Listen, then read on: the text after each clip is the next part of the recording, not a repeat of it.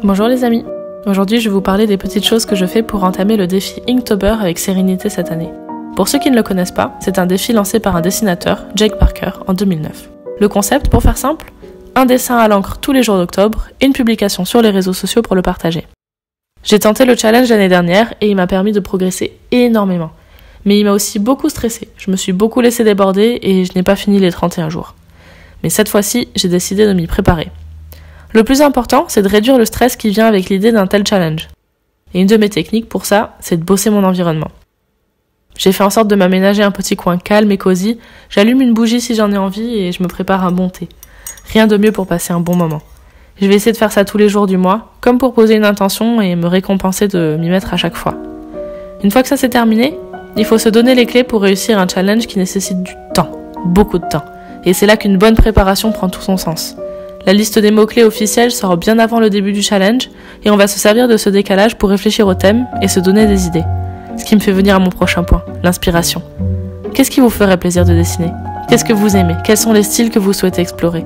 Moi, j'ai eu envie de partir sur une ligne directrice et de la décliner chaque jour avec un nouveau mot de la liste. Je me suis souvenu du travail de l'artiste Foyaland que je trouve magique, avec ses bocaux et terrariums pleins de créatures adorables et fantasmagoriques. J'ai décidé de reprendre cette idée et de la travailler à ma façon. Comment est-ce que j'ai fait ? J'ai ouvert sa page, je suis allée voir son travail, j'ai pris note mentalement de ce qui me séduisait dans ses dessins. Magie, nature, bocaux et cette impression d'un écosystème qui vit dedans. Douceur aussi. Je me suis imprégnée de tout ça, et puis, je l'ai fermé. Je n'y reviendrai plus jusqu'à la fin du challenge.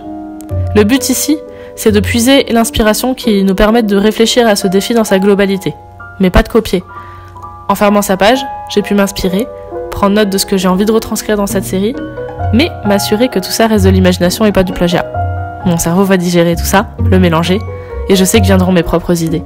Parce que oui, pour moi, c'est ça la créativité.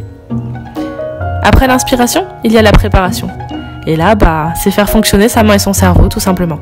Préparer le maximum d'idées possibles. Je suis arrivée à 15, ce qui me fait une bonne moitié de moi.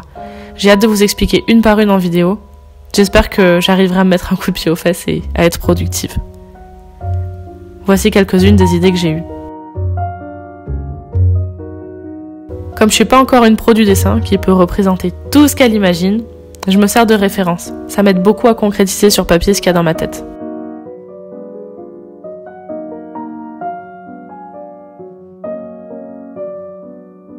Là par exemple, j'ai cherché comment représenter un tronc. Ici, la forme exacte d'une théière. Je vais vous expliquer ma façon de faire pour la dernière image que vous allez voir arriver ici bientôt, dont le thème était faible.